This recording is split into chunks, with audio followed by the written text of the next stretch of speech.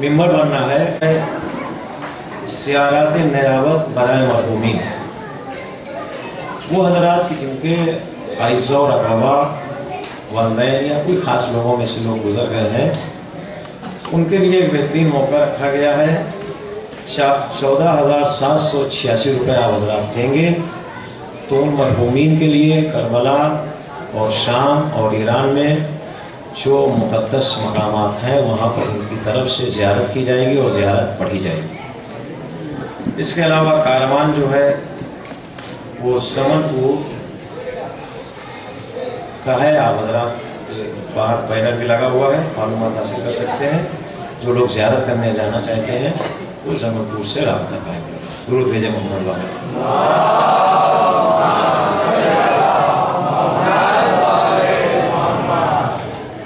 معزز سامعین، وقت میں بھی دیکھ رہا ہوں، وقت کا خیال ہے مجھ کو کہ نصف رات گزر رہی ہے اور آل محمد علیہ السلام کے چاہنے والے اسی طریقے سے بیٹھے ہوئے ہیں ہماتن گوش کی جیسے ابھی شب شروع ہوئی ہو۔ یہ آپ محبت کا ایک ثبوت دے رہے ہیں اور رسالت مآب کے ذریعے سے پروردگار نے جو اجر رسالت مانگا ہے اس کو آپ باقاعدہ ادا کر رہے ہیں۔ خوش بحال وہ لوگ کہ جن کے دلوں میں جن کے پاس آل محمد کی محبت ہے، صرف زبانی نہیں بلکہ عملی۔ یہ آیت کریمہ کہ جس کو مسلسل جس کی تلاوت کا شرف میں حاصل کر رہا ہوں اور آپ حضرات سماعت کا بھی ثواب حاصل فرما رہے ہیں، قرآن مجید کی یہ سورہ طٰہٰ کی چند آیتیں ہیں، یہ 29 سے لے کر اور 31-32 آیتوں تک، جس میں پروردگار عالم حضرت موسیٰ اور ہارون اور فرعون کے کچھ حالات بیان کر رہا ہے۔ اس میں یہ کچھ چیزیں آج کی اور کل کے دونوں موضوع کو مرتبط کرنے کے لیے آپ حضرات، چونکہ کافی لوگ مجھ کو نئے دکھ رہے ہیں اس میں جو کنٹینیو نہیں تھے، لہذا دونوں موضوع کو مرتبط کر دیتا ہوں۔ کل کیا پڑھا، کہاں سے چھوڑا اور آج کہاں سے شروع کرنا ہے۔ اور رسالت مآب نے ارشاد فرمایا کہ میری اور علی کی مثال ویسی ہے جیسی موسیٰ اور ہارون کی۔ لہذا ابھی تک 4 مجلسوں میں نے کوشش یہ کی ہے کہ حضرت موسیٰ اور ہارون کی تاریخ کو رسول اور علی کی تاریخ سے مرتبط کیا جائے، ملا دیا جائے،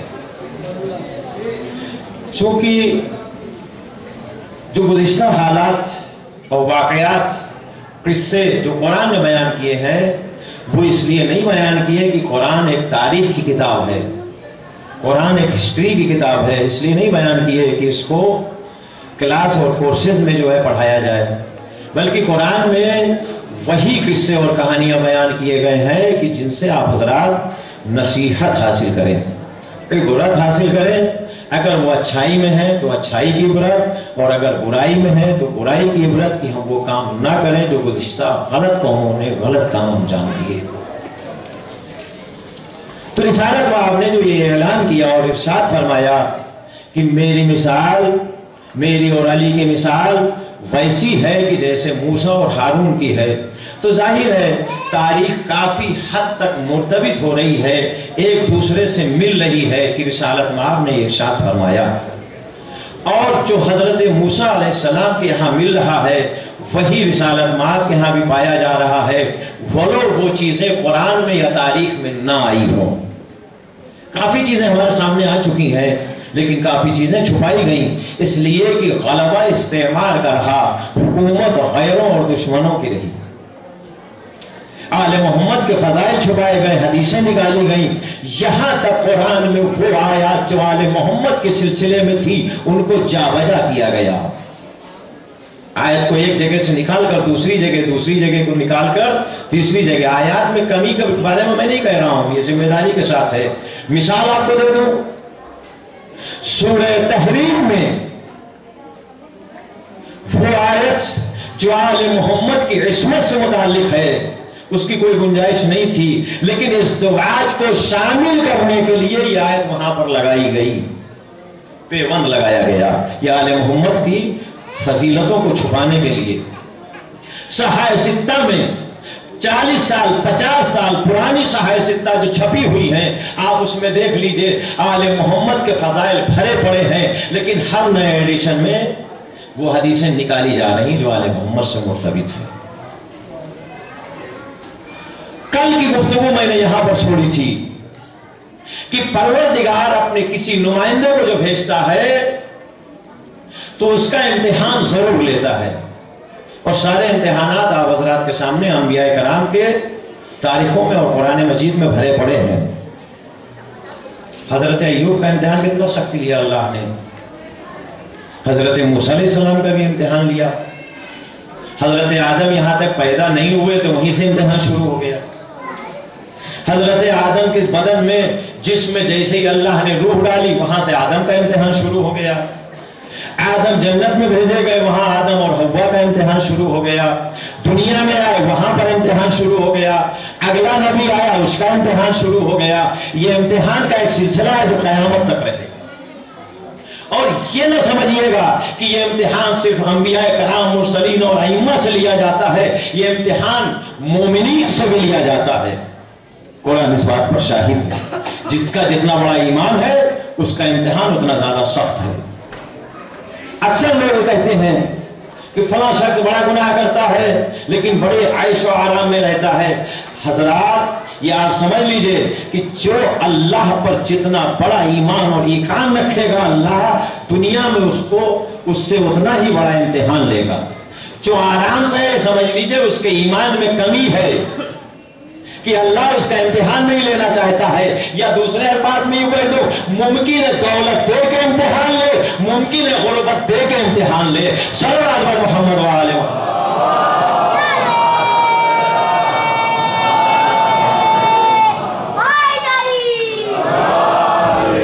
تو حضرت آدم علیہ السلام جب پیدا نہیں ہوئے اسی وقت پروردگار عالم نے امتحان شروع کر دیا، چونکہ ملائکہ نے اعتراض کیا تھا نا، معبود ان کو خلیفہ بنائے گا جو فوریزی کرتے ہیں، فساد برپا کرتے ہیں، تیری عبادت نہیں کرتے، گناہ کرتے ہیں۔ تو پروردگار عالم نے کہا تھا انی عالم ما لا تعلمون، جو میں جانتا ہوں تم نہیں جانتے ہو۔ سارے فرشتے خاموش ہو گئے۔ اب اس کے بعد میں جیسے ہی حضرت آدم کے جسم میں روح ڈالنے کا مقصد ہوا، ارادہ ہوا، پروردگار عالم نے اعلان کیا اذا نفخت من روحی، جیسے ہی میں اپنی روح اس جسم میں ڈالوں تم سب کے سب سجدے میں گر جانا۔ عزیزوں یہاں پر ایک توجہ دینے والی بات ہے، تاریخ کا مطالعہ کریں پتہ چلے گا حضرت آدم علیہ السلام کا جسم اقدس بغیر روح کے ہزاروں سال تک آسمان پر پڑا رہا، سوکھا کیا۔ ایک بار بھی نداء الہی نہیں ہوئی کہ یہ آدم کا پتلا رکھا ہے، یہ لیٹے ہیں، روح اس میں بدن میں نہیں ہے، تم سب سجدے میں گر جاؤ۔ اعلان کیا ہوا؟ جب ہم اپنی روح اس میں ڈالے تب تم سجدے میں چلے جانا۔ اگر روح ڈالنے سے پہلے پروردگار سجدے میں لوگ ملائکہ کو جھکا دیتا تو آج کیا ہوتا؟ ہم اور آپ کسی بت پرست کو اعتراض کر پاتے؟ بھئی وہ سامنے والا جواب دیتا ہے کہ آپ ہم کو بت پرستی کے لیے منع کرتے ہو، آسمان پہ تو تمہارے اللہ نے بت کی پوجا کروائی، بغیر روح کے جسم رہے گا تو ایک بت کی شکل میں رہے گا، لہذا اللہ نے روح داخل ہونے سے پہلے سجدے کا حکم نہیں دیا کہ ایسا نہ ہو یہی سے بت پرستی کا رواج ہو جائے، بلکہ اللہ نے اعلان کیا کہ جب ہم روح ڈالیں تب سجدے میں جانا، یعنی اللہ کی یہ سنت بن گئی، اللہ پرجان کا سجدہ نہیں کرواتا جب تک روح نہ آ جائے، جب روح آئے گی تبھی وہ چیز سجدے کے لائق ہوگی۔ شاید یہی وجہ تھی کہ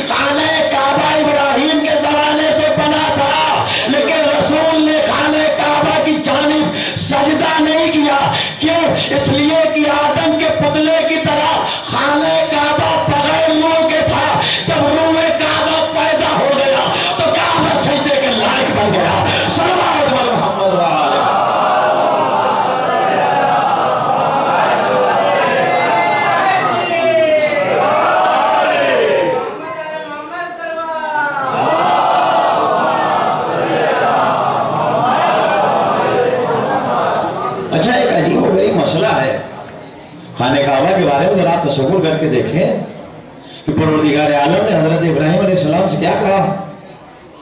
ابراہیم میرے لیے گھر بناؤ تم باپ بیٹے مل کے، اس لیے کہ میں چاہتا ہوں کہ معصوم ہاتھوں سے گھر بنایا جائے.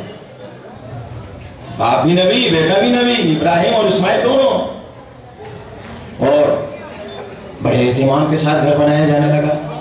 ابراہیم نے کہا کہ پروردگار گھر کیسے بنائے، کتنا بڑا بنائے، لمبائی چوڑائی کچھ ہونا چاہیے نا.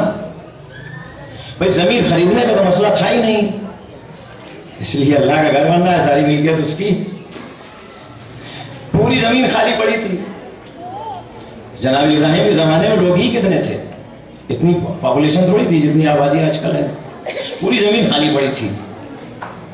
ایک پروردگار 7 آسمان اوپر ہے، وہاں پر ایک گنہگار انسان بستے ہی نہیں ہے، صرف معصوم فرشتے ہیں پہلے آسمان سے لے کر 7ویں آسمان تک.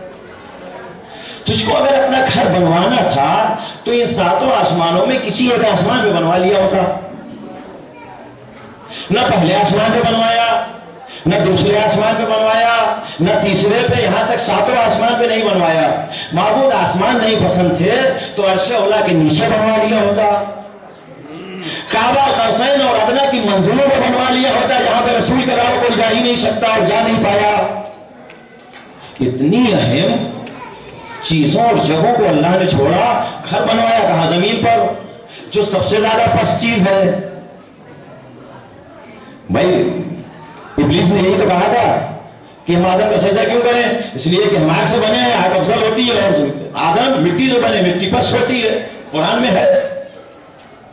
تو ابلیس کو پتا تھا کہ زمین پست ہوتی ہے، اور اللہ نے اس کے لیے اعتراض بھی نہیں کیا کہ زمین پست ہوتی ہے یا نہیں ہوتی ہے. اگر اعتراض کیا ہوتا تو اس کا مطلب زمین پست نہیں ہوتی.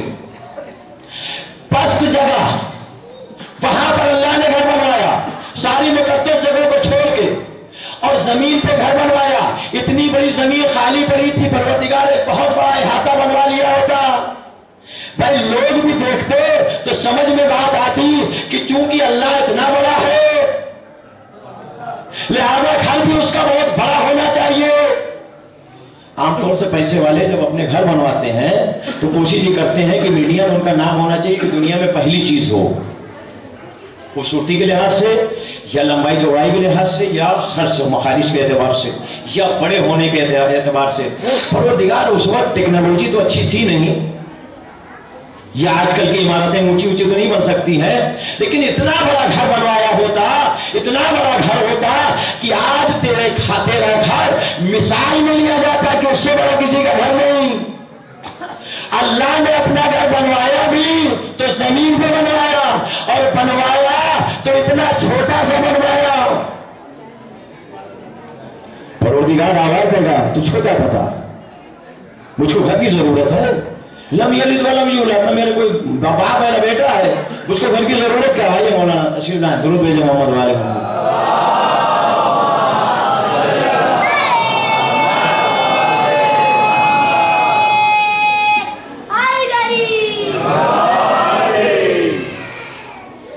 لم یلد ولم یولد، نہ کوئی باپ ہے نہ بیٹا ہے، اس کو گھر کی کیا ضرورت ہے؟ دوسری بات، ہمارا عقیدہ کیا ہے؟ اللہ کسی چیز میں سما نہیں سکتا. جب 7 آسمانوں میں اللہ نہیں سما سکتا، جب زمین کے 7 طبق میں اللہ نہیں سما سکتا، تو اتنا چھوٹا خانہ کعبہ اس میں کیسے اللہ سما سکتا ہے؟ جب اللہ سما نہیں سکتا تو اس نے اپنا گھر کہا کیوں؟ یعنی اللہ کو گھر کی ضرورت نہیں تھی، اور آج بھی نہیں ہے اور کل بھی نہیں ہوگی. اس لیے کہ اللہ خالق ہے، مخلوق نہیں. جو خالق کسی پیدا کی ہوئی چیز کے اندر آ جائے وہ خالق نہیں ہوتا. لہذا پروردگار عالم نے گھر بنوایا اپنے نام سے. لگ رہا ہے مقصد تو یہ اور تھا. حضرت ابراہیم کے زمانے سے رسول کے زمانے تک یہ گھر اللہ کے نام سے چلا رہا تھا، لیکن سجدے کا حکم نہیں دیا. ایک مرد سجدہ کرنے کے بتایا، گھر اپنے نام سے بنوایا تھا لیکن بنانے کے لیے تھا. صلوات محمد وعلیہ.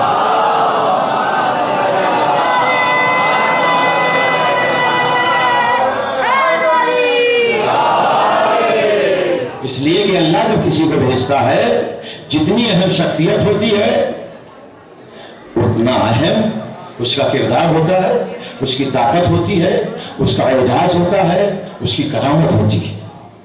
اور یہ خانقاہوں صرف نہیں، قرآن مجید بھی ان کے فضائل کا بڑھ بڑھ کے اعلان کر رہا ہے۔ قرآن کو رٹ لینا یا تیز پڑھ ڈالنا کہ 30 دن میں پورا قرآن ختم ہو جائے یا 3 دن میں پورا قرآن ختم ہو جائے اور ہے، قرآن کا سمجھ کے پڑھنا اور ہے۔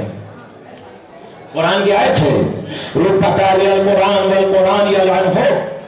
کافی لوگ ایسے ہیں کہ جو قرآن پڑھتے ہیں لیکن قرآن کی آیت انہیں پڑھنے والوں پر لعنت بھیجتی ہے۔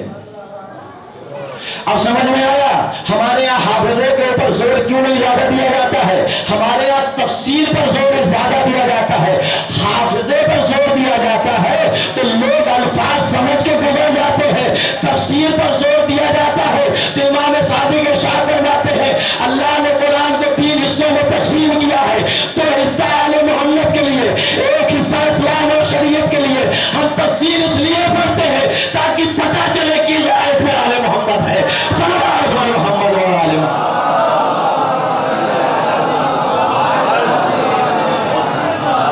سنیے قرآن مجید کی ایک آیت ہے، بڑی مشہور و معروف آیت ہے، لیکن اس کا ترجمہ اور تفسیر لوگوں نے کیسی کی؟ من جاء بالحسنہ فلہم اجر علیہا ومن فضل یومئذ آمنون ومن جاء بالسیئہ فکبت وجوہہم فی النار۔ قرآن مجید کی یہ آیت ہے، اس کا ترجمہ معلوم ہے کیا کیا جاتا ہے اور کیا ہے؟ قرآن میں اٹھا کے دیکھ لیجیے آپ۔ پروردگار اعلان کر رہا ہے جو لوگ ہماری بارگاہ میں ایک نیکی لے کر آئیں گے ہم اس کو اتنا اجر دیں گے کہ وہ حساب نہیں لگا سکتا، اس کی نیکی سے کہیں زیادہ۔ اور جو لوگ، یہ پوری آیت کے 3 ٹکڑے ہیں، جو لوگ اس نیکی سے معروف اور مشہور ہو جائیں گے قیامت کے دن سے وہ لوگ ڈرے نہ۔ تیسرا جملہ، وہ لوگ جو ہماری بارگاہ میں ایک بدی لائیں گے فَكُبَّتْ وَجُوهُمْ فِي النَّارِ، ہم اونٹھے کو جہنم میں ان کو ڈال دیں گے۔ یہ آیت کا جملہ ہے، ہمارا نہیں ہے۔ اب آپ انصاف سے بتائیں اللہ کیا کہتا ہے جو ایک نیکی ہماری بارگاہ میں لائے گا؟ یعنی ایک ایسا شخص ہے کہ جو اللہ کی بارگاہ میں نمازیں تو لے کے چلا جائے لیکن روزہ ایک بھی نہ ہو، حج اس کے اوپر واجب ہوا لیکن حج اس نے نہ کیا ہو، زکات کبھی نہ دی ہو، صدقہ خیرات کبھی نہ نکالا ہو، والدین کے ساتھ ہمیشہ اس کے تعلقات بگڑے رہے ہوں، لیکن اللہ کی بارگاہ میں جا رہا ہے تو نمازیں بہت ہیں، ڈھیر لگا ہوا ہے، تو وہ کہہ سکتا ہے نا پروردگار تو ہی نے تو کہا تھا ایک نیکی لائے گا، میں نمازیں لے کے آیا ہوں، اب اس کا اجر دے مجھ کو۔ کوئی بھی مسلمان یہ کیا اس بات کو یقین کرے گا کہ اس شخص کی بخشش ہو جائے گی صرف نمازوں کی بدولت؟ صرف نماز لے جانے سے بخشش نہیں ہوگی، اگر کوئی خالی روزہ لے کر جائے اور کچھ نہ ہو تو بھی بخشش نہیں ہے، کوئی صرف حج لے کر جائے باقی چیزیں نہ ہو تو بھی اللہ اس کو کوئی اجر نہیں دے گا، اس لیے کہ یہ ساری چیزیں ایک ساتھ اللہ کو چاہیے۔ اب ترجمہ کیا کیا جاتا ہے؟ اللہ کی بارگاہ میں جو نماز لے کر جائے گا وہ نماز سے زیادہ اس کو اجر دیا جائے گا، جو روزہ لے کر جائے گا روزے سے زیادہ اجر دیا جائے گا، یہ ساری چیزیں پوری فہرست بنائی جاتی ہے۔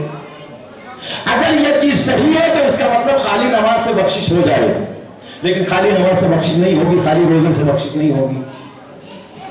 اس کا مطلب پروردگار خالی نماز نہیں مانگ رہا ہے، پروردگار خالی روزہ نہیں مانگ رہا ہے، پروردگار خالی حج نہیں مانگ رہا ہے، پروردگار کسی ایسی نیکی کے بارے میں ذکر کر رہا ہے کہ جس کی بنیاد، جس کے اوپر نماز کی بھی بنیاد ہے، جس کے اوپر روزے کی بھی بنیاد ہے، جس کے اوپر حج کی بھی بنیاد ہے۔ دوسرا جملہ، ہماری بارگاہ میں جو ایک بدی لائے گا ہم اونٹے کو جہنم میں ڈال دیں گے۔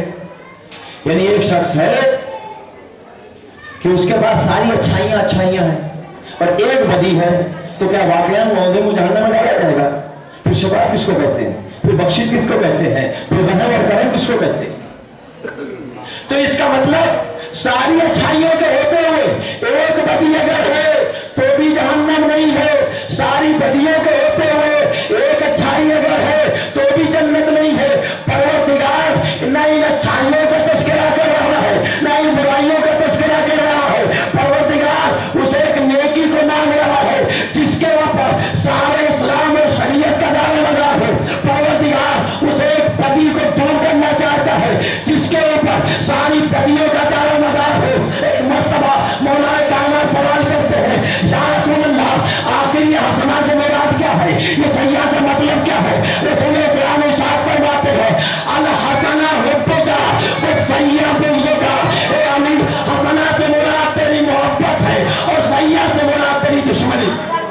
صلوات پر محمد وآلہ۔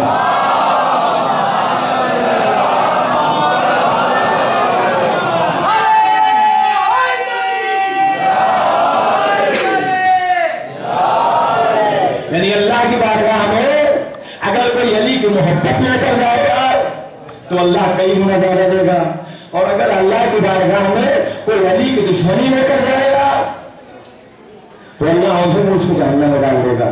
عجیب غریب مسئلہ ہے۔ آپ دیکھیں نماز کے لیے پروردگار قرآن مجید میں ارشاد فرماتا ہے کہ یہ بے نمازی جب جہنم میں جائیں گے تو ان سے سوال کیا جائے گا تم جہنم میں کیسے چل رہا ہے؟ یہ جواب دیں گے لم نکن من المصلین، ہم نماز نہ تھے اس لیے جہنم میں آ گئے۔ روزے داروں کے بارے میں پوچھ لیجیے، حج کے بارے میں پورا قرآن پڑھ لیجیے، کسی جگہ پر ایک آیت ایک جملہ نہیں ملے گا کہ بے نمازی اگر کوئی ہوگا تو اندھے میں جہنم میں ڈالا جائے گا، بے روزے دار ہوگا تو اندھے میں جہنم میں ڈالا جائے گا، حج نہیں کیا ہے تو اندھے میں جہنم میں ڈالا جائے گا۔ جہنم کا تذکرہ ہے لیکن اندھے منہ جہنم میں ڈالا جائے گا، تذکرہ نہیں ہے۔ یہ اندھے منہ کا مطلب کیا ہوتا ہے پتہ ہے آپ کو؟ جب کوئی کسی کو زیادہ ذلیل کرنا چاہتا ہے تو دو تین جملے استعمال کیے جاتے ہیں الگ الگ، کبھی کہتے ہیں ناک رگڑ دیں گے اور کبھی کہتے ہیں کہ آنکھوں کو کر دیں گے۔ پروردگار عالم نے بے نمازی کا تذکرہ کیا کہ بے نمازیوں کے لیے جہنم ہے تو صرف جہنم ہے، بے روزے دار کے لیے جہنم ہے تو صرف جہنم ہے، بغیر حج کرنے والے کے لیے جہنم ہے تو صرف جہنم ہے، لیکن کسی جگہ اللہ نے تذکرہ نہیں کیا کہ ان گنہگاروں کو ہم آئندہ میں جہنم میں ڈالیں گے۔ جب علی کی دشمنی کا تذکرہ آیا تو اللہ نے کہا آئندہ میں جہنم میں ڈالیں گے۔ مقصد یہ تھا کہ جہنم تو ہے بھی لیکن علی کی دشمنی لے کر آؤ گے تو بے عزت کر کے جہنم میں ڈالیں گے۔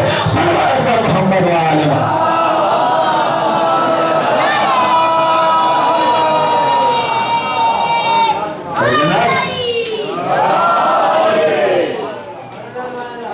اس کی تائید اور تصدیق آدھی سنی ہو جاتی ہے۔ رسول اسلام کی گھر کی بڑی محترم شخصیت، انہوں نے کہا کہ ایک مرتبہ رسول اللہ کے زبانی میں نے کہتے سنا کہ رسول اللہ نے ارشاد فرمایا کہ علی سے کوئی بھی دشمنی نہیں کرے گا سوائے منافق کے، اور علی سے کوئی بھی محبت نہیں کرے گا سوائے مومن کے۔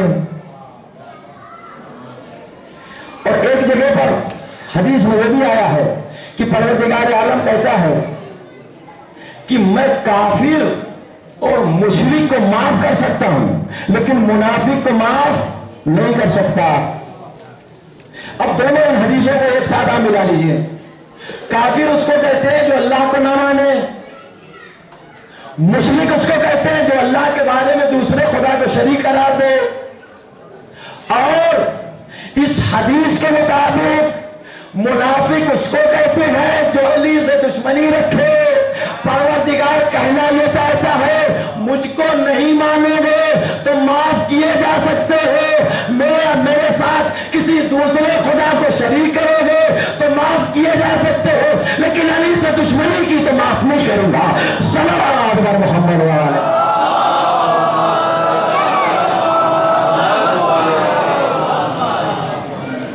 اس کے علاوہ تاریخ اسلام کی بہت مشہور و معروف شخصیت کہ مسلمانوں میں کوئی ایسا میرے خیال میں مسلمان نہیں ہوگا کہ جو اسلام سے آشنا ہوگا، ناشنا ہوگا۔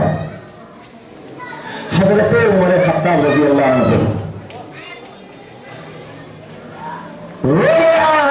عمر الخطاب قال رسول اللہ صلی اللہ علیہ وسلم لو اجتمع الناس بحب علی بن ابی طالب لما خلق اللہ نار۔ حضرت عمر رضی اللہ رسول اسلام سے یہ حدیث نقل کر کے کہتے ہیں کہ میں نے خود سنا رسول اسلام نے ارشاد فرمایا کہ اگر ساری دنیا علی کی محبت پر جمع ہو جاتی تو پروردگار جہنم پیدا نہ کرتا۔ اب بات سمجھ میں آئی، جنت پیدا ہوئی ہے تو علی کے چاہنے والوں کے لیے، جہنم بنی ہے تو علی کے دشمنوں کے لیے۔ صلی اللہ علیہ محمد وآلہ۔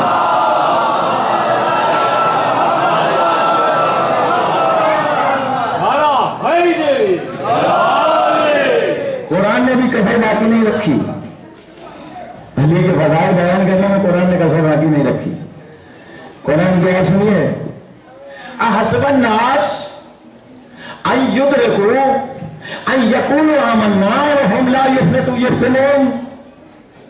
قرآن کہتا ہے کہ لوگ گمان کرتے ہیں کہ ہم ایمان لائے اور ایمان لانے کے بعد وہ رہا چھوڑ دیے جائیں گے، ایسے ہی ٹہلو گھومو کھاؤ پیو، ان کی کوئی آزمائش نہیں ہوگی کیا؟ قرآن کہتا ہے کہ آزمائش ہوگی۔ جب صحابہ کے درمیان میں یہ آیت پڑھی گئی تو سارے صحابہ نے بڑا تعجب کیا، یا رسول اللہ اگر کوئی ایمان لے آئے تو ایمان لانے کے بعد پھر اس کی آزمائش اور امتحان کیسا؟ یہ تو ایمان لانے سے پہلے آزمائش ہونا چاہیے۔ تو رسول اللہ نے کہا کہ اگر ایمان لانے کے بعد آزمائش نہیں ہوگی تو پتہ کیسے چلے گا کہ کس کے پاس ایمان ہے، کون جھوٹ بول رہا ہے؟ بھائی کافی لوگ ایسے تھے نا، رسول اللہ کے پاس آتے تھے، یا رسول اللہ ہم تو مومن مسلمان ہیں، اور کافروں کے ساتھ جاتے تھے کہتے ہم تو تمہاری نشان۔ تو اللہ نے اس کے لیے ایک معیار بنایا۔ کیا معیار بنایا؟ علی نے کہا یا رسول اللہ جو لوگ ایمان لائے ان کی آزمائش کیوں ہوگی؟ اور اگر آزمائش ہوگی تو آزمائش کس چیز سے ہوگی؟ رسول اللہ نے کہا اے علی جو ایمان لے کر آئے ہیں ان کی آزمائش تیری ولایت کے ذریعے سے ہوگی۔ اب سمجھ میں آیا، مکے میں نسل کی پہچان کے لیے جو رسول نے معیار بنایا وہ علی کی محبت بنائی، اور ایمان کے معیار کے لیے جو رسول نے پہچان بنائی وہ علی کی ولایت بنائی۔ صلی اللہ علیہ محمد وآلہ۔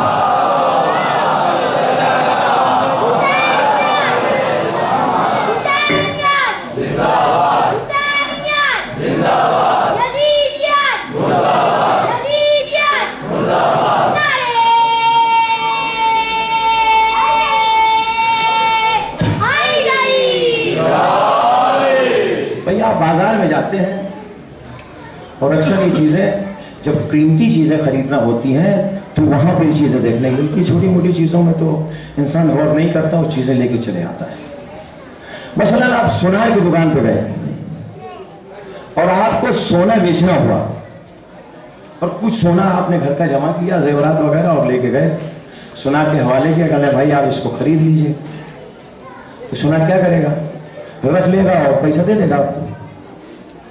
نہیں، وہ اپنا اولائے گا معیار جس کے اوپر سونا پرکھا جاتا ہے، اور لانے کے بعد ایک ایک رگڑ کے گھس گھس کے دیکھے گا۔ کچھ اس نے ایک سائڈ رکھا، کچھ اس نے ایک سائڈ رکھا۔ لے جانے والے نے کہا بھیا یہ دو حصوں میں تقسیم کیوں کر دیا؟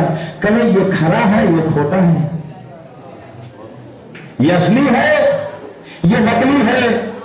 کہنے آپ کو پتا کرنے جگہ، کہنے پتا کرنے کا آلہ یہ ہے ہمارے پاس، جو اس معیار پہ اتر جائے وہ کھڑا ہے، جو معیار سے باہر ہو جائے کھوٹا ہے۔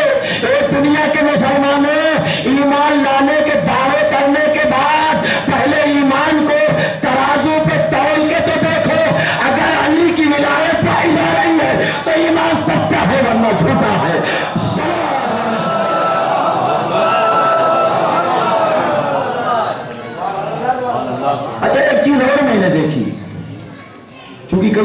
भी गया हूं कई मुल्कों में, तो मैंने देखा हर जगह सोने का रेट अलग अलग है। ईरान में हमने देखा कि सोना बड़ा सस्ता है और जगहों के मुताबिक, और हिंदुस्तान में उससे बहुत महंगा है। और जो हजरात बाहर सर्विस वगैरह करते हैं, सऊदी अरबिया और ये दुबई, वहां जो सोना लाते हैं वो यहां से भी ज्यादा महंगा होता है। मैंने कहा ये बात समझ में नहीं आई, जो सोना ईरान में है वही सोना हिंदुस्तान में है, वही सोना वहां दुबई में है। सोना तो हर जगह का सोना है, लेकिन क्या वजह है वहां का सोना सस्ता है, यहां पे उससे थोड़ा महंगा है, और जो बाहर से आता है वो उससे ज्यादा महंगा है। कहले भाई सोना तो है, लेकिन सोने में ग्रेड होता है, सोने में दर्जा होता है, ग्रेड होता है। ये ग्रेड क्या चीज है? कहले भाई 18 ग्रेड का सोना होता है, 20 ग्रेड का होता है, 22 का होता है। जो 18 का है सोना तो सही है, लेकिन ग्रेड यानी दर्जे में फर्क है, वो सस्ता है। जो 20 दर्जा 20 ग्रेड का सोना है, सोना वो भी सोना है, लेकिन थोड़ा सा क्वालिटी अच्छी है, तो इसलिए वो उससे महंगा है। और जो हाई क्वालिटी का सोना है 22 ग्रेड का, वो सबसे ज्यादा महंगा है, वो किसी जगह पर आपको वापस नहीं किया जाएगा, हर जगह चल जाएगा। रसूलुल्लाह ने ईमान तौलने का मेयार बनाया, अली की विलायत। तो जिस तरीके से एक सुनार ने या सोने के बिजनेस करने वालों ने ग्रेड बनाए हैं, रसूलुल्लाह ने भी ईमान और मोमिनी के ग्रेड बना दिए। बज़्म नबी में सारे ईमान लाने वाले सबको मोमिन नहीं कहा गया। कुरान की आयत, कुरान ने बढ़ के आवाज दी, या रसूलुल्लाह ये जो आया है यार आप इससे कह दीजिए, ये तुम कहते हो कि हम ईमान लाए, या रसूलुल्लाह इससे कह दीजिए ईमान नहीं लाए, बल्कि कालू असलम ना, हम इस्लाम लाए। पहला ग्रेड ईमान का दावा कर रहे हैं, लेकिन कुरान में आवाज दे रहा है तुम अपने ईमान के बारे में नहीं कहो, ये कह सकते हो इस्लाम लाए। ये सबसे पहला ग्रेड है ईमान और इस्लाम का। दूसरा ग्रेड, तुम ईमान के 7 दर्जे पर, तुम ईमान के 8 दर्जे पर, और सलमान फारसी तुमको 9 दर्जे मिल गए। या रसूलल्लाह जब सब मोमिन है तो ईमान के लिए आपने दर्जे क्यों बांट दिए? कहले जितना बढ़िया सोना उतना अच्छा पैसा और ग्रेड, जितना बढ़िया ईमान उतनी उसका दर्जा भी आला होगा। अच्छा, जिस तरीके से सोने के ग्रेड में कीमत में फर्क है, इसी तरीके से ईमान के दर्जात की कीमत में भी फर्क है। मैं आपको कीमत भी ईमान की बता दूं। एक मोमिन वो है जो जमीन पे बैठा हुआ मिट्टी के घरौंदे बना रहा हो, बादशाह और उसकी बीवी की सवारी गई, बादशाह ने पूछा क्या कर रहे हो? कहा जन्नत में घर बना रहा हूं। मज़ाक उड़ा रहा, क्यों? इसलिए कि उसके पास ईमान था ही नहीं। बीवी ने पूछा पहले क्या कर रहे हो? जन्नत में घर बना रहा हूं। कहा बेचोगे? कहा बेचूंगा।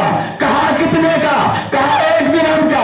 अगर रात में शौहर ने खान में वो घर जन्नत में न देखा होता तो आज भी पहलोल का ये जन्नत का घर मिट्टी का घरौंदा बन के रह जाता।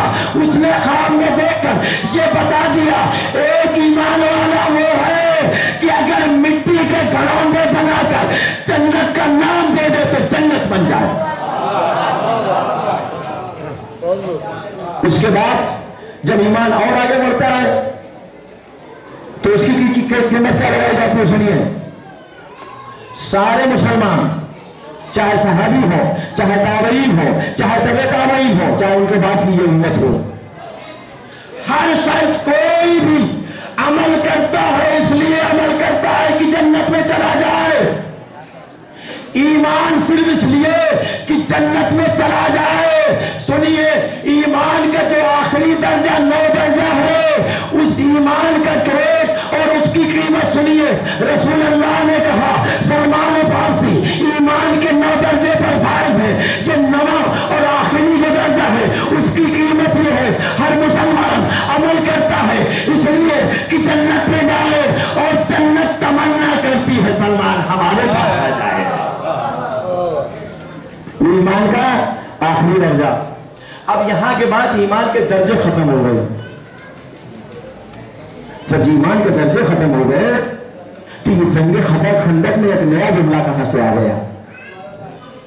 جنگ خندق میں رسول اللہ نے کیا کہا؟ ادھر کفار مکہ کا سب سے بڑا سورما اور بہادر عمرو بن عبدوس، خندق کسی نے پار کرنے کی ہمت نہیں تھی، صرف 3 لوگ خندق پار کر کے آئے، ایک عمرو اور دوسرے اس کے 2 ساتھی.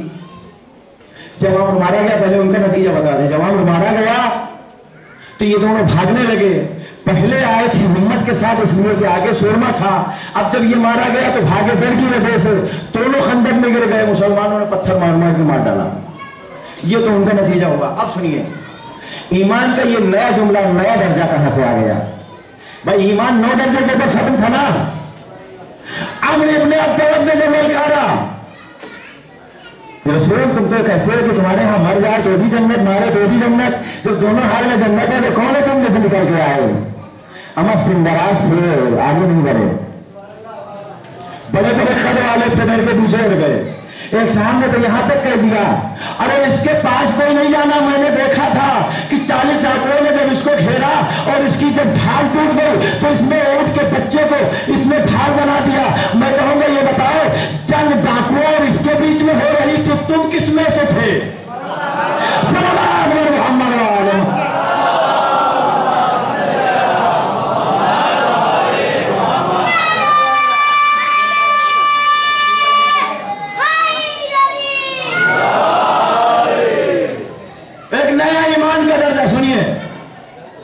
جب یہ سامنے آ کے للکارتا ہے 3 مرتبہ آواز دیتا ہے. جتنی مرتبہ آواز دے رہا ہے لشکر اسلام میں کوئی آگے بڑھنے کے بجائے پیچھے کھسک رہے ہیں. جتنی مرتبہ آواز بھی پیچھے کھسکتے رہے. تاریخ کا ایک جملہ ہے، سارے مسلمان اس کے بلانے کے اوپر ایسے سر جھکائے بیٹھے ہوئے تھے، اگر پرندہ ان کے سروں پہ بیٹھ جاتا تو اس کو پتہ ہی نہیں چلتا کہ پرندہ بیٹھا ہے. یعنی جیسے درخت بغیر ہلے ڈلے. یہ حالت ہمارے رب کے. سیدھا بھی لوگ تھے اور لمبے قد والے بھی تھے. معلوم ہے علی کی ولایت کے بارے میں کیا کہا علی کے ہاتھ پہ بیعت اس لیے نہیں کی گئی کہ جناب علی سن میں کم تھے، اما بیعت کرنے کے لیے سن علی کا دیکھ لیا، جنگ خندق میں جنگ کرنے کے لیے سن کے نہیں دیکھا. صلوات علی محمد و آل محمد. قربانی کی بات آئے تو چھوٹا آگے بڑھے، اور جب عہدے اور منصب کی بات آئے تو سن دیکھنے لگے آپ. یہ بے ایمانی کے علاوہ کچھ نہیں ہے. عمرو بن عبدوس نے 3 مرتبہ للکارا. لشکر اسلام میں کوئی بھی آگے بڑھنے کے بجائے پیچھے کھسکتا رہا. ایک مرتبہ ایک بالکل نوجوان شخص آگے بڑھتا ہے، یا رسول اللہ میں ہوں. رسول اللہ نے بیٹھا دیا کہ کم سے کم امتحان تو لے لوں، امتحان تو لے لوں. میں نے اس سے پہلے ایک مجلس میں یہ جملہ کہا تھا، شاید اکثر لوگوں کو یہ جملہ کھلا ہو. میں نے کہا تھا کہ جب حضرت آدم پہ وقت امتحان ہوا تھا تو سارے پاس پہ ایک فیل تھا، لیکن جب رسول نے صحابیت کا امتحان لیا تو سارے فیل پہ ایک پاس تھا. صلوات علی محمد و آل محمد. خدا کی قسم اگر علی کے علاوہ کوئی اور جوان آگے بڑھا ہوتا تو میں یہ جملہ نہیں کہتا کہ سارے فیل پہ ایک پاس تھا. پورے لشکر اسلام میں صرف علی کی وہ ذات تھی جو بار بار اٹھ کے یہ کہہ رہی تھی، یا رسول اللہ میں اس کے مقابلے میں جاؤں، یا رسول اللہ میں اس کے مقابلے میں جاؤں. جب کوئی نہ آگے بڑھا ایک مرتبہ علی کو تمام جنگی چیزوں سے آراستہ کر کے رسول اسلام نے علی کو عمرو بن عبدوس کے سامنے بھیجا. علی جتنا آگے بڑھ رہے ہیں رسول دیکھتے ہیں، کبھی خوش ہوتے ہیں، کبھی مسکراتے ہیں، کبھی دعا کے لیے ہاتھ بڑھا دیتے ہیں. ایک مرتبہ جب میدان میں آمنا اور سامنا ہوا تو رسول اللہ نے مانو میں کیا کہا، آج کل کفر کے مقابلے میں کل ایمان جا رہا ہے. یہ ایمان کا ایک نیا درجہ. سنیے اگر 9 درجے کا ایمان کسی کے پاس ہے تو جنت تمنا کرتی ہے یہ ہمارے اندر آ جائے. اگر کوئی کل ایمان بن جائے تو اس کا درجہ کیا ہوگا؟ سنیے اس کا درجہ کیا ہوگا. 9 درجے کا ایمان کا درجہ یہ ہے جنت ہے تو جنت یہ کہتی ہے تیرا دل چاہے جس کو بھیج دے.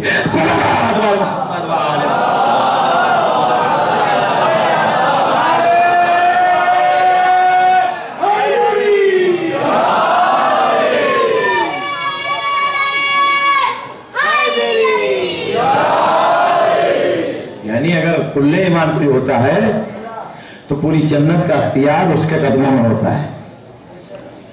اب یہ جنت کی تمنا نہیں کرے گا اور جنت اس کی تمنا نہیں کرے گی، بلکہ اللہ جنت کو اس کے قدموں میں ڈال دے گا.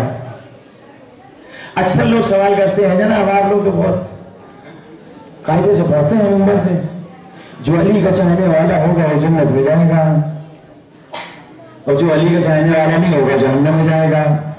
اب فیصلہ آپ ہی کر لیجئے. جو نو درجے کا ایمان رکھے جنت اس کے آنے کی تمنا کرے، جو کل ایمان بن جائے تو جنت تمنا نہیں کرے بلکہ جنت پورا اختیار اس کو سونپ دے. جب جنت کا اختیار اسی کے پاس ہے تو اب اسی کی مرضی ہے، جس کو دل چاہے بھیجے گا، جس کو دل چاہے نہیں بھیجے گا. جو اس کی محبت قدم رکھے گا وہی جنت میں جانے کا حقدار بھی ہوگا. تو یہ کل ایمان کا درجہ. تو پروردگار عالم نے اس ساتھ کو کہ جس نے امتحان کی ہر منزل میں ثابت قدمی دکھائی، وہ کمال دیا، وہ فضیلت دی جو کسی اور کو نہ مل سکی. اور اس سے علی نہیں بلکہ علی کے گھر کا ہر بچہ وہ کمال لے کر آیا ہے.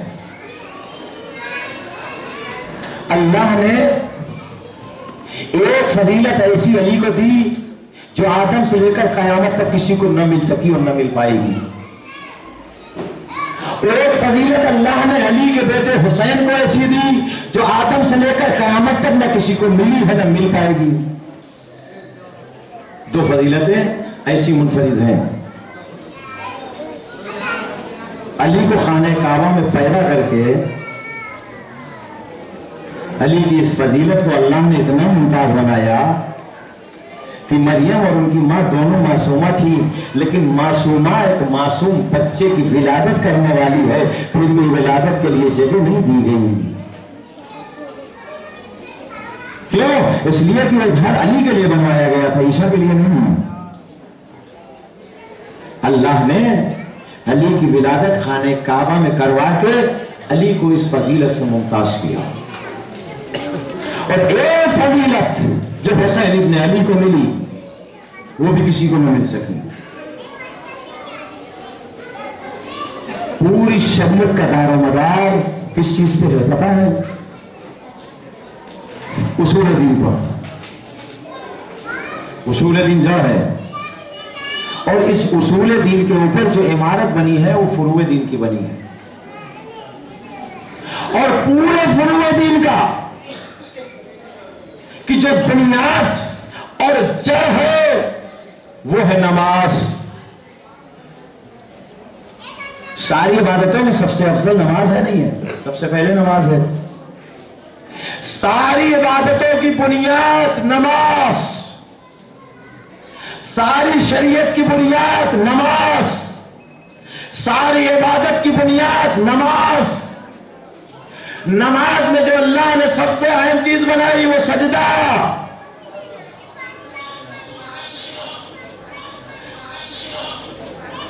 سجدے کے عالم میں رسول حسین پشت نبی کے اوپر جا کر بیٹھتے ہیں. رسول نے 3 مرتبہ سجدے کی دعا پڑھی، سر اٹھانے کی کوشش کی، جبریل نے بازو پکڑ لیا. رسول سجدے سے سر نہیں اٹھانا. کیوں؟ کہا حسین بیٹھے ہیں. کہا اسی لیے تو سر اٹھا رہا ہو، اس لیے کہ نماز اللہ کی ہے. ایک جملہ آپ کے حوالے کرنا چاہتا ہوں. پوری شریعت کی بنیاد نماز، پوری عبادت کی بنیاد نماز، اور پوری نماز کی بنیاد اور روح سجدہ. سجدے کے عالم میں اگر غیر خدا کا تذکرہ آ جائے تو نماز نہیں اٹھک بیٹھک ہو جائے گی. رسول نے کہا جبریل کیا کہتے ہو؟ نماز اللہ کی، نماز کا حکم جو ہے ہم بجا لائیں گے، حسین کے لیے سجدہ رکے گا نہیں۔ معلوم ہے جبریل نے کیا کہا؟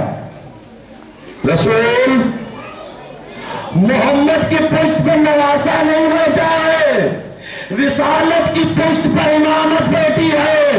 اگر امامت نماز میں آ جائے تو پروردگار اس نماز کے سجدے کو روک دیتا ہے۔ پروردگار نے حسین کو یہ فضیلت دے کر بتا دیا، ایک نماز ایک جسم کا نام ہے، جب تک حسین کی روح نہیں آئے گی نماز قبول نہ ہوگی۔ صلی اللہ علیہ محمد وآلہ۔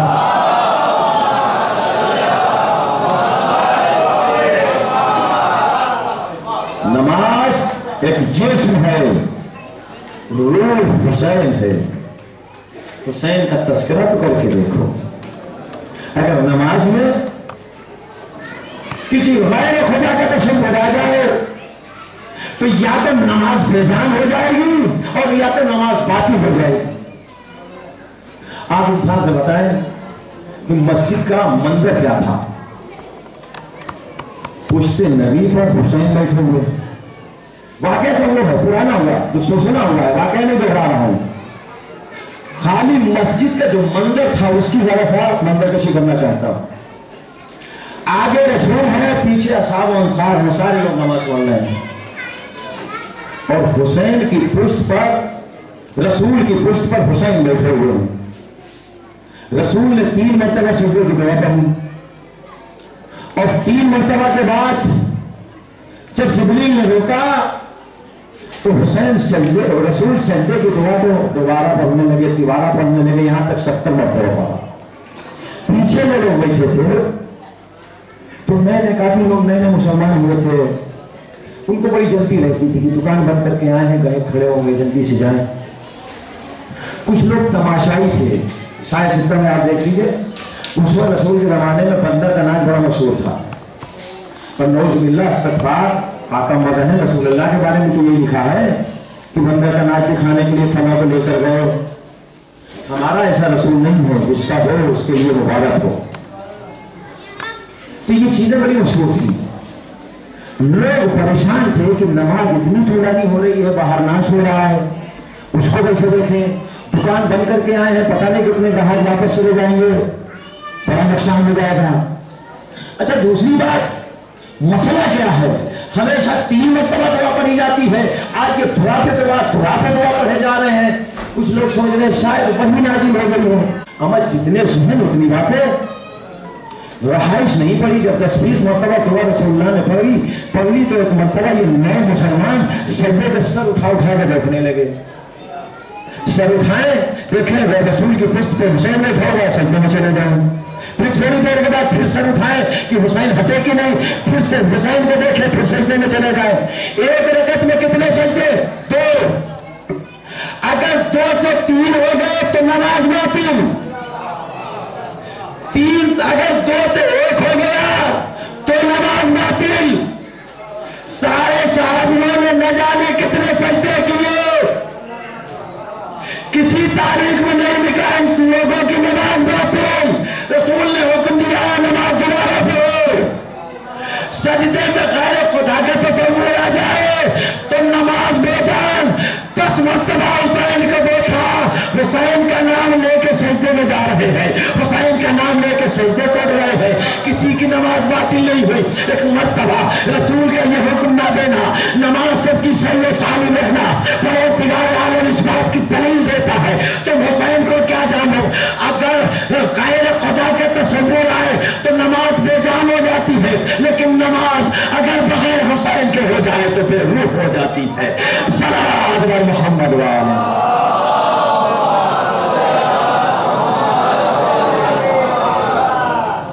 امام حسین علیہ السلام نے بھی کہا، پروردگار تو نے اتنی بڑی فضیلت دی، میں اس کا بدلہ ضرور دوں گا۔ اس لیے کہ قرآن کا فرمان کیا ہے، پیغام کیا ہے؟ ہر جزاء الاحسان الا الاحسان۔ احسان کا بدلہ احسانی سے ہوتا ہے۔ معبود اتنی بڑی فضیلت دی، میری وجہ سے سجدہ روک دیا، اتنی اہم نماز کا اتنا اہم سجدہ میری وجہ سے روک دیا، پروردگار ایسا سجدہ کروں گا کہ قیامت سے متصل ہو جائے گا۔ اللہ اکبر۔ امام حسین علیہ السلام نے ایسا سجدہ کیا کہ قیامت سے متصل ہو گیا، آزادہ ہو۔ اسی حسین کا تذکرہ کرنے کے لیے بیٹھے۔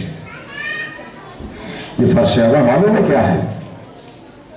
یہ حسین کی بہن زینب کا صدقہ ہے، یہ ان کی تعلیم دی ہوئی چیز ہے، اور زینب کی راج کی ہوئی یہ فرش اعظم ہے۔ عزاداری میں سب سے پہلے اگر کوئی چیز آئی تو فرش اعظم آئی۔ اکثر نوجوان اور بچے لوگ فرش اعظم میں بیٹھنا گوارا نہیں کرتے، لیکن انجمن کے جب دستے کی صدا آتی ہے تو سارے سمجھ آتے ہیں۔ یہ جوانوں یہ سمجھ لو انجمن بعد میں ہے، فرش اعظم پہلے ہے۔ اگر فرش اعظم نہیں بچھائی اور بچھی ہوئی فرش اعظم پہ نہیں بیٹھے تو عزاداری تو کی لیکن بے روح عزاداری کی۔ عزاداری کی روح فرش اعظم ہے، عزاداری کی جان فرش اعظم ہے، عزاداری کی بنیاد فرش اعظم۔ یہ اہل حرم یزید کے قید خانے میں ایک مدت تک قید رہے، اور کیسا قید خانہ تھا میں نے کچھ اس کا اشارہ کیا تھا آپ لوگ گزشتہ مجلس میں۔ یہ عزادار یہاں پر روایتیں دو طرح کی ہیں۔ کچھ روایتیں یہ کہتی ہیں کہ ان اسیروں کو امام کے 40ویں کے دن چھوڑ دیا گیا، یا زینب 40ویں میں اپنے بھائی کی قبر پر پہنچ گئی تھی، اور کچھ روایتیں یہ کہتی ہیں کہ سال بھر تک یہ لوگ مقید رہے۔ میں یہ تو نہیں جانتا کہ کون سی روایت صحیح ہے، لیکن بہرحال اتنا تو ہے کہ زینب جب مدینہ گئی تھی، اگر 40 دن بھی زینب قید خانے میں رہی تو یہ 40 دن اتنے اہم تھے۔ اے عزادارو، مدینہ کی بیویاں زینب سے پوچھ رہی تھی زینب کہاں ہے؟ ایک مرتبہ زینب نے کہا اے مدینے والوں، اے مدینے کی عورتوں، آخر تم کو پھینکا گیا ہے؟ میں زینب ہوں، زینب تمہارے سامنے کھڑی ہے۔ عورتیں ایک مرتبہ زینب کو نیچے سے اوپر تک دیکھ رہی تھی۔ اے زینب، جب تو گئی تھی تو جوان تھی، ابھی کمر شکست تھا۔ اے زینب، جب تو گئی تھی تو بال کالے تھے، ابھی تیرے بال سفید۔ اے زینب، جب تو گئی تھی تو چہرہ ایسا نہیں تھا، ابھی چہرے پہ جھریاں پڑی۔ ہاں دادارو، زینب نے اس مدت میں اتنے مسائل دیکھے کہ زینب بدل گئی۔ یزید نے ایک روز علی بیمار کو بلوایا، جب آپ نے بیمار کو حکم ہے کہ یزید نے بلایا ہے، اس میں کوئی پریشان ہوئی۔ آپ نے بیمار کو سینے سے لگا کے کہتی ہے پروردگار، یہ حسین کی امانت ہے، تو اس کی عبادت کرنا، ایسا نہ ہو یزید قتل کرنا، تیرے سے ملوا رہا ہوں۔ زینب نے بڑے دعا کے سہارے زین العابدین کو یزید کے پاس بھیجا۔ زین العابدین ہتھکڑی اور زوریوں سنبھالے ہو یزید کے سامنے آتے ہیں۔ یزید نے حکم دیا کہ ہتھکڑیاں اور بیڑیاں کاٹ دی جائے۔ ہتھکڑیاں اور بیڑیاں جب کاٹی گئی، زین العابدین سے کہا ہے زین العابدین، اب تم سب آزاد ہو، تمہارا دل چاہے تو مدینہ چلے جاؤ، تمہارا دل چاہے تم کہیں اور چلے جاؤ۔ زین العابدین بغیر پھپی کے مشورے کے کوئی جواب نہیں دیتے تھے۔ اب جب قید خانے کے اندر آئے، زینب نے کیا دیکھا؟ اب جب بیمار کی ہتھکڑیاں اور بیڑیاں کٹ گئی ہے، عزادار زینب خوش نہیں ہوئی بلکہ زینب اور پریشان ہو گئی۔ اے زین العابدین، کہیں یزید نے تیرے قتل کا حکم تو نہیں دے دیا؟ زین العابدین کہتے ہیں نہیں بنی امار، یزید نے ہم کو آزاد کر دیا ہے اور کہا ہے کہ تمہارا اختیار ہے، چاہے تم مدینہ چلے جاؤ اور چاہے کہیں اور پہ چلے جاؤ۔ زینب نے کہا ہے زین العابدین، یزید سے ذرا اتنا کہہ دے کہ جہاں میرے اوپر اتنا رحم کیا ہے تو مہربانی اور کر دے، 3 روز ہم کو موقع دے دے، اس لیے کہ میں نے اپنے بھیا کو ماتم نہیں کیا۔